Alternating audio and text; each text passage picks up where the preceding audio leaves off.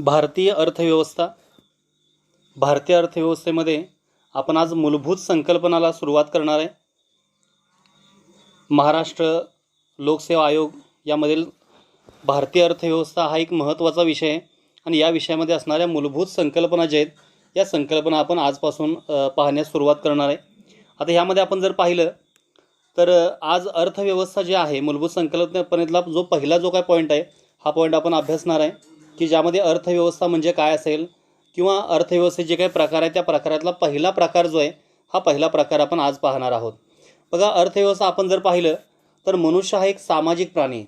तो समाजात वाढतो, विचार करतो. समाजाच्या अस्तित्वाला विविध स्वरूपाचे रंग जे ते रंग असणार आहेत किंवा विविध अंग असणार आहेत, जसे आर्थिक, सामाजिक, राजकीय, सांस्कृतिक इत्यादी. ज्या शास्त्रामध्ये मानवी वर्तन जे आहे त्या मानवी वर्तनाचा अभ्यास केला जाणार आहे त्याला आपण काय म्हणणार आहे तर सामाजिक शास्त्र असं म्हणणार आहे. आता ह्या सामाजिक शास्त्रामध्ये काय येणार आहे तर या सामाजिक शास्त्रामध्ये असेल इतिहास, यामध्ये असेल भूगोल, राज्यशास्त्र, अर्थशास्त्र, अशा अनेक बाबींचा जो समावेश आहे हा समावेश कशामध्ये होतोय तर सामाजिक शास्त्रामध्ये होतोय. म्हणजे लक्षात घ्या, मनुष्य हा एक सामाजिक प्राणी आहे. तो समाजामध्ये वागत असतोय, वाढत असतोय आणि समाजामध्ये विचार करत असतोय. आणि हा विचार कसा असणार, त्या विचाराचे विविध स्वरूपाचे जे अस्तित्वाला अंग आहेत, म्हणजे राजकीय अंग आहे, आर्थिक असेल, सांस्कृतिक, सामाजिक, असे अनेक स्वरूपाचे अंग आहेत. आणि जी शास्त्र आहे की ज्या शास्त्रामध्ये मानवी वर्तनाचा अभ्यास केला जाणार आहे त्याला आपण काय म्हणतोय तर त्याला आपण म्हणणार आहे सामाजिक शास्त्र. आणि हे सामाजिक शास्त्र कोणकोणते आहेत तर त्या सामाजिक शास्त्रामधलं सर्वात महत्त्वाचं शास्त्र आहे अर्थशास्त्र. त्याचबरोबर राज्यशास्त्र असेल, इतिहास असेल, भूगोल असेल, यांना आपण काय म्हणतोय तर सामाजिक शास्त्र असं म्हणतोय. आणि मुळात आपण अर्थव्यवस्थेचा विचार करतोय किंवा अभ्यास करतोय तर अभ्यास करताना मानवी वर्तनाच्या कोणत्या बाजू आपण अभ्यासणार आहे तर मानवी वर्तनाच्या ज्या आर्थिक बाजू आहेत या आर्थिक बाजूंचा अभ्यास जो आहे हा अभ्यास आपण कशामध्ये करतोय अर्थशास्त्रामध्ये करत असतोय. म्हणजे अर्थशास्त्राला 18व्या शतकाच्या उत्तरार्धात एक स्वतंत्र शास्त्र म्हणून स्थान देखील मिळालेलं आहे. म्हणजे स्वतःचे आर्थिक प्रश्न सोडवण्यासाठी मनुष्य जे आर्थिक व्यवहार करणार आहे तर त्या आर्थिक व्यवहारांचा अभ्यास या अर्थशास्त्रामध्ये केला जाणार आहे. आता आपण बघत असताना अनेक स्वरूपाच्या क्रिया आपण करत असतो. आर्थिक क्रिया असतील किंवा इतर स्वरूपाच्या देखील क्रिया करणार आहे. तर ह्या जी अर्थव्यवस्था असेल किंवा अर्थशास्त्र आहे ह्या अर्थशास्त्रामध्ये कोणत्या क्रियांचा समावेश होईल की ह्या अर्थशास्त्रामध्ये आर्थिक ज्या काही क्रिया आहेत, मी ज्या ठिकाणी पैशाचा प्रश्न असेल, ज्या ठिकाणी वित्त आवश्यक असेल, वित्ताची उभारणी करणं असेल, तर अशा अनेक बाजू ज्या आहेत या बाजू ह्या अर्थशास्त्रामध्ये असतील. तर आपण बघूया अर्थव्यवस्था म्हणजे काय. तर अर्थव्यवस्थेचे जे काही स्वरूप आहे हे स्वरूप अत्यंत स्वरूपाचं गुंतागुंतीचं असलं तरी ह्यामध्ये 4 घटक खूप महत्त्वाचे आहेत. मग त्यामध्ये कोणकोणते घटक तर त्यामध्ये आहे उत्पादन विभाजन, उत्पादनाचं विनिमय, उपभोग. उत्पादन, विभाजन, विनिमय आणि उपभोग असे एकूण 4 घटक जे आहेत हे 4 घटक ह्यामध्ये महत्त्वाचे आहेत. म्हणजे उत्पादन, विभाजन, विनिमय आणि उपभोग या 4 प्रकारच्या व्यवहारांना आपण काय म्हणतोय तर आर्थिक व्यवहार असं म्हणणार आहे. म्हणजे आर्थिक व्यवहार म्हणजे काय तर ह्या आर्थिक व्यवहारामध्ये ह्या 4 घटकांचा समावेश होणार आहे. एक असेल उत्पादन, विभाजन, विनिमय आणि उपयोग. उत्पादन म्हणजे काय तर प्रोडक्शन, विभाजन म्हणजे डिस्ट्रीब्युशन, विनिमयाचा अर्थ आहे एक्सचेंज आणि उपभोग म्हणजे कन्झम्पशन. तर या 4 प्रकारच्या व्यवहारांना आपण काय म्हणतोय तर आर्थिक व्यवहार असं म्हणतोय. आणि आर्थिक जी काही व्यवहार असेल आणि या 4 व्यवहाराशी संबंधित असलेल्या ज्या संस्था आहेत, संघटना आहेत, यांच्या एकत्रीकरणातून जी व्यवस्था निर्माण होणार आहे त्याला आपण अर्थव्यवस्था असं म्हणणार आहे. म्हणजे अगोदर आर्थिक व्यवहाराचा लक्षात घ्या. आर्थिक व्यवहारामध्ये 4 घटक असेल उत्पादन, विभाजन, विनिमय आणि उपभोग. ह्या 4 व्यवहारांना आपण आर्थिक व्यवहार असं म्हणतोय. आणि या 4 व्यवहाराशी संबंधित असलेल्या संस्था, संघटना यांच्या एकत्रीकरणातून जी व्यवस्था निर्माण होणार आहे त्याला आपण काय म्हणतोय अर्थव्यवस्था असं म्हणणार आहे. यावरून आपल्या लक्षात येणार आहे एखाद्या गावचे असेल किंवा एखादं गाव असेल, शहर असेल, जिल्हा असेल, राज्य असेल, देश असेल किंवा संपूर्ण जगाच्या अर्थव्यवस्थेची आपण कल्पना करू शकतोय. आणि ही कल्पना करताना कोणती बाब महत्त्वाची आहे तर ह्यामध्ये महत्त्वाचा आहे तर हा आर्थिक व्यवहार. आणि ह्या आर्थिक व्यवहारामध्ये काय महत्त्वाचं आहे उत्पादन, विभाजन, विनिमय आणि उपभोग हे 4 घटक ह्यामध्ये महत्त्वाचे आहेत. अर्थात वेगवेगळ्या देशामध्ये ही जी काही अर्थव्यवस्था जी आहे ती वेगवेगळी आपण बघू शकतोय. त्या देशातील जे नैसर्गिक घटक असतील, सामाजिक, सांस्कृतिक, ऐतिहासिक किंवा राजकीय वातावरणातून अर्थव्यवस्थेच्या कार्यपद्धतीमध्ये फरक आपल्याला जाणवू शकतोय. आता आपल्याला अर्थव्यवस्थेचे जे काही प्रकार आहेत ते प्रकार पाहायचे आहेत. म्हणजे अर्थव्यवस्थेचे प्रकार आपण बघत असताना एकूण 2 स्वरूपाचे महत्त्वाचे प्रकार आपण यामध्ये बघू शकतोय. त्यातलं पहिलं जे आहे ते आहे उत्पादन साधनाच्या मालकीनुसार आणि दुसरं आहे विकासाच्या अवस्थेनुसार. म्हणजे एकूण जी अर्थव्यवस्था आहे किंवा ह्या अर्थशास्त्राचा आपण जर विचार जर केला किंवा अर्थव्यवस्थेचा विचार जर केला तर त्या अर्थव्यवस्थेमध्ये एकूण 2 प्रकार आहेत. एक पहिला प्रकार कसा पडतोय तर उत्पादन साधनाच्या मालकीनुसार. म्हणजे उत्पादन साधनाची मालकी कोणाची आहे? ती खाजगी व्यक्तीची आहे, ती सरकारची आहे का खाजगी व्यक्ती आणि सरकार ह्या दोन्हीचं त्यामध्ये मिश्र स्वरूपाचे आहे. तर अशी उत्पादन साधनाची जी काही मालकी आहे तर या मालकीनुसार पडणारा प्रकार. आणि जो दुसरा जो आहे तो आहे विकासाच्या अवस्थेनुसार. म्हणजे त्या देशाची जी काही विकासाची जी अवस्था आहे, विकसित असेल, विकसनशील असेल, अविकसित असेल, तर ती विकासाची जी अवस्था आहे तर त्या अवस्थेनुसार ते प्रकार पडणार आहे. तर त्यातला पहिला जो काय प्रकार आहे तो प्रकार आपण बघूया. तर पहिला प्रकार आहे उत्पादन साधनाच्या मालकीनुसार. आता उत्पादन साधनं म्हणजे कोणती असतील तर उत्पादन साधनं एकूण 4 आहेत. भूमी, श्रम, भांडवल आणि उद्योजकता. याला आपण काय म्हणणार आहे? उत्पादनाची साधनं आपण म्हणणार आहे. आणि ह्या उत्पादनाच्या साधनानुसार एकूण जी काही 3 प्रकार पडणार आहेत. त्यातला पहिला आहे भांडवलशाही अर्थव्यवस्था, दुसरा आहे समाजवादी अर्थव्यवस्था, दुसरा जो काय प्रकार आहे तो आहे समाजवादी अर्थव्यवस्था, आणि जो तिसरा जो काय प्रकार आहे त्याला आपण काय म्हणतोय? मिश्र अर्थव्यवस्था.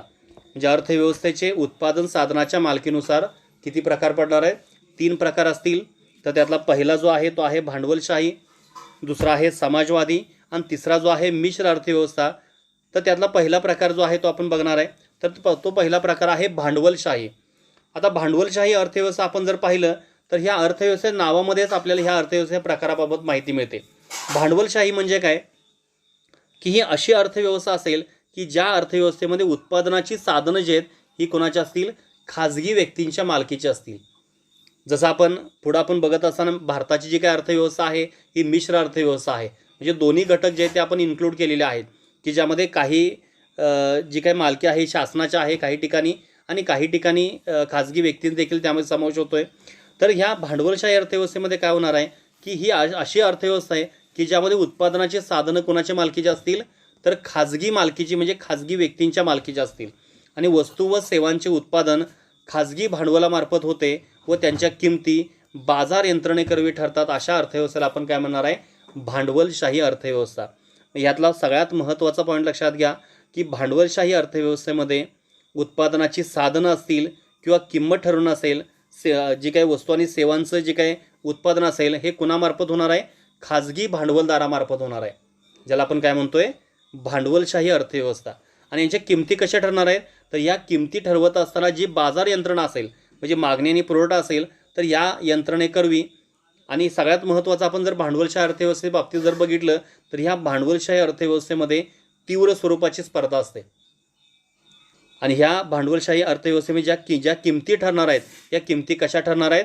तर बाजार यंत्रणेकरवी या किमती जे आहेत या किमती ठरत असतात. आता ह्या भांडवलशाही अर्थव्यवस्थेत आपल्याला फायदे बघायचे आहेत आणि दोष देखील आपण बघणार आहे. तर त्यातला फायदा आपण जर बघितला तर पहिला फायदा काय आहे?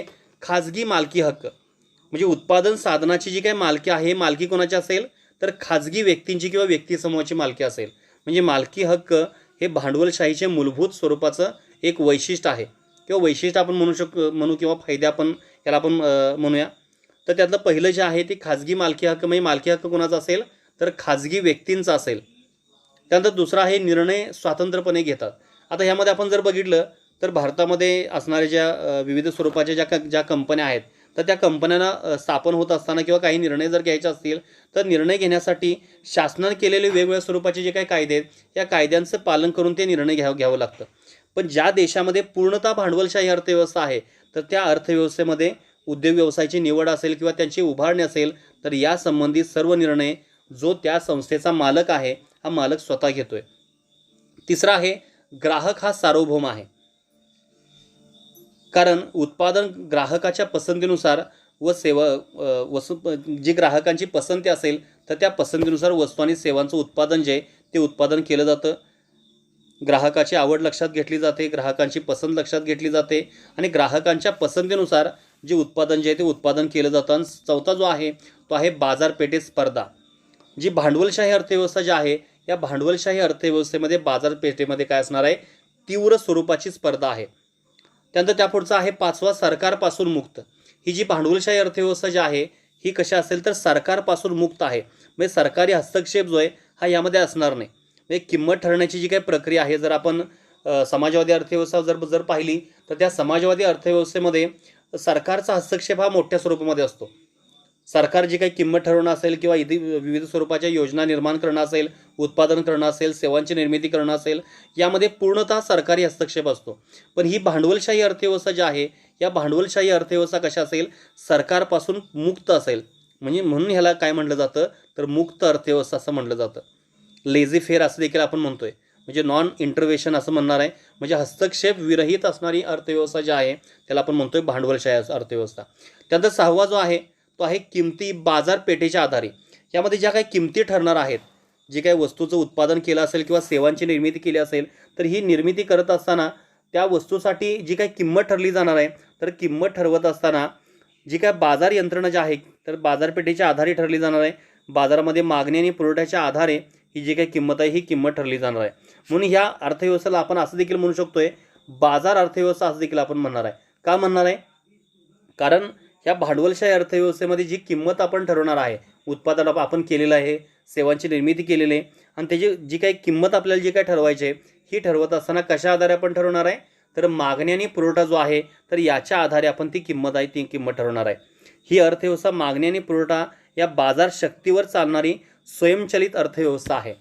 या बाजार शक्तींचा एक अदृश्य हात या अर्थव्यवस्थेमध्ये कार्यरत असतो असं देखील यामध्ये म्हटलं जातं. म्हणजे ही जी काय अर्थव्यवस्था जी आहे यामध्ये जर किंमत जर ठरवायची असेल तर ती कशी असणार आहे तर बाजार जी काही यंत्रणा असेल किंवा बाजारपेठ जी आहे म्हणजे मागणी आणि पुरवठा असेल तर त्यावर ही जी काही किंमत आहे ही किंमत ठरवली जाणार आहे. त्यानंतर त्या पुढचं आहे तर ह्यांचा उद्देश काय असेल, ह्या भांडवलशाही अर्थव्यवस्थेमध्ये काम करणाऱ्या ज्या व्यवसाय संस्था असतील तर यांचा उद्देश असा असणार आहे की जास्तीत जास्त नफा कमवायचा आहे. जास्तीत जास्त नफा कमवण्याच्या उद्देशानं निर्माण झालेल्या या कंपन्या असतात किंवा या संस्था असतात. समाजवादीचा विचार आपण जर केला तर समाजवादीमध्ये लोकांना चांगल्या स्वरूपाच्या सेवा सुविधा पुरवणं हा त्यांचा दृष्टिकोन असतो किंवा हा त्यांचा उद्देश असतोय. तर जी भांडवलशाही अर्थव्यवस्था जी आहे की ज्यामध्ये वस्तू आणि सेवांचं जे काही उत्पादन जे हे खाजगी व्यक्ती करत असतात, तर त्यामुळं त्यांचा उद्देश काय असेल तर जास्तीत जास्त स्वरूपामध्ये फायदा मिळावा म्हणजे नफा मिळावा हा एक त्यांचा उद्देश असतो. आणि त्यानंतर भांडवलशाहीत जे काही भांडवल जे आहे या भांडवलाला पूर्ण स्वरूपाचा वाव असतो. म्हणजे उद्योजकतेला किंवा संशोधन कौशल्याला भांडवलशाहीमध्ये पूर्ण वाव असतो. म्हणजे कुठलंही उत्पादन आपण जेव्हा करणार आहे तर उत्पादन करताना कौशल्यपूर्ण किंवा नवनवीन स्वरूपाचं जे काही तंत्रज्ञान आहे या तंत्रज्ञानाचा अवलंब ह्यामध्ये केला जातो आहे. कौशल्यपूर्ण स्वरूप म्हणजे ग्राहकांच्या ज्या काही मागण्या आहेत या मागणी पूर्ण करण्यासाठी जे नवीन तंत्रज्ञान आहे या नवीन तंत्रज्ञानाचा त्यामध्ये अवलंब जो आहे तो केला जातो आहे. तर अशा स्वरूपाचे विविध स्वरूपाचे फायदे जे आहेत किंवा वैशिष्ट्य देखील आपण म्हणू शकतोय तर हे आहे भांडवलशाही अर्थव्यवस्थेचे. यांची मालकी खाजगी असेल, निर्णय हे स्वतंत्रपणे घेणार आहेत. यामध्ये ग्राहक हा सार्वभौम आहे. ग्राहकाच्या इच्छेनुसार मागणीनुसार त्या ठिकाणी उत्पादन केलं जाणार आहे. बाजारपेठेमध्ये इतरांच्या तुलनेमध्ये स्पर्धा ही तीव्र असेल आणि ही सरकारपासून मुक्त आहे. किंमत जी आहे ते मागणी पुरवठ्यावर अवलंबून असेल. यांचा उद्देश नफा असेल आणि यामध्ये संयोजन कौशल्य किंवा उद्योजकता कौशल्य जे आहे या कौशल्या पूर्ण वाव आहे. या स्वरूपाची वैशिष्ट्य किंवा फायदे जे आहेत हे फायदे ह्यामध्ये आहेत. आता आपल्याला दोष बघायचे आहेत. एक 4 दोष आहेत यामध्ये. त्यातला पहिला जो काही दोष आहे तर त्यामध्ये काय होतं की भांडवलशाही अर्थव्यवस्थेमध्ये ज्या व्यक्तीकडं किंवा जी व्यवसाय संस्था ज्या आहे त्या व्यवसाय संस्थेमध्ये भांडवल आहे, ज्या लोकांच्याकडे जास्त स्वरूपामध्ये पैसा जो आहे तर अशा ठिकाणी काय होतं की आर्थिक सत्तेचं केंद्रीकरण केलं जातं. म्हणजे ज्या लोकांच्याकडे मुबलक स्वरूपामध्ये भांडवल आहे किंवा संपत्ती आहे असे लोकच व्यवसाय संस्था उभा करू शकतात आणि ती टिकवू शकतात. कारण ह्यामध्ये स्पर्धा कशा आहे, तीव्र स्वरूपाची स्पर्धा आहे आणि यामुळे काय होणार आहे की आर्थिक सत्तेचं केंद्रीकरण होणार आहे. म्हणजे काही व्यक्तींच्या हातामध्येच ही सत्ता एकवटली जाणार आहे आणि सांपत्तिक विषमता जे गरीब लोक आहेत हे पुन्हा आहे तिथं राहणार आहेत आणि श्रीमंत जे आहेत हे त्यांची श्रीमंती वाढत जाणार आहे. कारण ज्या लोकांच्याकडे भांडवल आहे असे लोकच त्यामध्ये संस्था उभा करू शकतात आणि ती संस्था टिकवू शकतात. त्यामुळं यामध्ये आर्थिक सत्तेचं केंद्रीकरण जे हे केंद्रीकरण होऊ शकतं. त्यानंतर सगळ्यात महत्त्वाचा त्या पुढचा भाग आपण जर बघितला तर या भांडवलशाही अर्थव्यवस्थेमध्ये अनेक बाबींकडे दुर्लक्ष केलं जातं. कारण ह्यांचा महत्त्वाचा उद्देश आपण काय बघितला तर यांचा महत्त्वाचा उद्देश आहे नफा कमवणं आणि ह्या नफा कमवण्याच्या उद्देशामुळं जो काही देश आहे त्या देशामध्ये असणारी जी काही अर्थव्यवस्था आहे तर त्या अर्थव्यवस्थेची जी मूलभूत स्वरूपामध्ये असणारी जी काही गरज आहे त्यामध्ये गरिबी असेल, बेरोजगारी असेल, कामगार कल्याण असेल, पर्यावरण असेल, असे अनेक जे काही घटक आहेत, तर अशा अनेक बाबींकडं किंवा अनेक घटकाकडं लक्ष दिलं जात नाही. मुख्यतः आपण जर विचार जर केलं तर त्यामध्ये गरिबी असेल, दारिद्र्य असेल, बेरोजगारी असेल, कामगार कल्याण असेल, पर्यावरण असेल, अशा अनेक बाबींकडं यामध्ये दुर्लक्ष केलं जातं. आणि ही जी अर्थव्यवस्था आहे, तर ह्या अर्थव्यवस्थेमध्ये काय असेल की जास्तीत जास्त ज्या वस्तू निर्माण केल्या जातात, अगदी आपण अमेरिकेची अर्थव्यवस्था जर बघितली तर भांडवलशाही स्वरूपाची अर्थव्यवस्था आहे. तर त्या ठिकाणी ज्या काही वस्तू निर्माण केल्या जातात, ह्या वस्तू ज्या आहेत ह्या जास्तीत जास्त चैनीच्या वस्तूकडे लक्ष दिलं जातं. जर समाजवादी अर्थव्यवस्था आपण जर पाहिली तर त्या समाजवादी अर्थव्यवस्थेमध्ये आपल्या त्या देशामध्ये असणारे जे काही लोक आहेत, या लोकांच्या कल्याणासाठी जे काही उत्पादन जे आहे ते उत्पादन केलं जातं, त्यांना सेवा द्याव्या या उद्देशानं उत्पादन केलं जातं. पण ह्या ठिकाणचं उत्पादन कसं आहे, तर नफा मिळण्याच्या उद्देशानं आहे. तर त्यामुळं जास्तीत जास्त उत्पादन असं तयार केलं जातं की ज्यामध्ये चैनीच्या वस्तू असेल किंवा अगदी आपण निम चैनीच्या ज्या काही वस्तू आहेत, अगदी गाडी असेल, मोबाईल असेल, अशा ज्या काही वस्तू आहेत, तर अशा वस्तूंचं उत्पादन जे आहे हे उत्पादन मोठ्या स्वरूपामध्ये केलं जातं. आणि याच अर्थव्यवस्थेमध्ये सर्वात जास्त ही व्यापार चक्र असतात. तेजी मंदीचं जी काही चक्र येतं, अगदी आपण युरोपियन जर देश जर बघितले तर ह्या युरोपियन देशामध्ये हे जे काही तेजीचं किंवा मंदीचं जे काही चक्र आहे हे काही ठराविक वर्षानंतर पुन्हा निर्माण होत असतं. याला कारण काय आहे, कारण त्या ठिकाणी त्या देशामध्ये निर्माण होणाऱ्या ज्या काही वस्तू आहेत, या वस्तू कशा आहेत, तर चैनीच्या वस्तू आहेत. सर्वसामान्य लोकांना आवश्यक किंवा मूलभूत स्वरूपाच्या ज्या काही गरजा आहेत, या गरजा पूर्ण करणाऱ्या वस्तूचं उत्पादन हे जास्त केलं जात नाही. हे उत्पादन कसं असतं, तर ते जी काही चैनीच्या वस्तू असेल किंवा निम चैनीच्या वस्तू असेल, तर अशा वस्तूचं उत्पादन जे आहे ते केलं जातं. तर त्यामुळं या स्वरूपाची अर्थव्यवस्था ज्या देशामध्ये आहे, तर त्या ठिकाणी काय होणार आहे, तर ही जी व्यापार चक्र जे आहे हे काही कालांतरानं बदलत जाणार आहे. तेजीचं चक्र असेल, मंदीचं चक्र असेल, अशी जी काही ट्रेड सायकल्स आपण ज्याला म्हणतोय हे निर्माण होतात. आणि तेजी दरम्यान काय होतं, तर त्या समजा अर्थव्यवस्थेमध्ये जर तेजी जर आली असेल तर किंमत वाढ होणार आहे, नफा जास्त मिळू शकतोय. पण जी काही सर्वसामान्याला परवडेल अशा वस्तू निर्माण केल्या जात नाहीत, तर त्या वस्तूच्या किमती आहे त्या आणखी त्या किमतीमध्ये वाढ होत असते. आणि मंदी दरम्यान काय होणार आहे, तर बेरोजगारी जी आहे ती बेरोजगारी वाढत जाणार आहे. तर अशा स्वरूपामध्ये आपण जर बघितलं ही भांडवलशाही अर्थव्यवस्था आहे. तर या भांडवलशाही अर्थव्यवस्था आपण फायदे किंवा वैशिष्ट्य आणि काही दोष जे आहे ते आपण पाहिलेले आहेत. एकदा व्यवस्थित बघा. हे बेसिक स्वरूपाचं जे काही स्ट्रक्चर आहे ते स्ट्रक्चर आपण इथं बघतोय भांडवलशाही अर्थव्यवस्थेचा. पुढच्या तासाला आपण काय करणार आहे, तर या पुढची जी काही अर्थव्यवस्थेत दुसरा जो काही प्रकार आहे भांडवलशाहीनंतर समाजवादी अर्थव्यवस्था आणि त्यानंतर असणारी मिश्र अर्थव्यवस्था, हे आपण पुढचं जे काही लेक्चर असेल त्या पुढच्या लेक्चरला आपण हे पाहणार आहोत. Okay, thank you.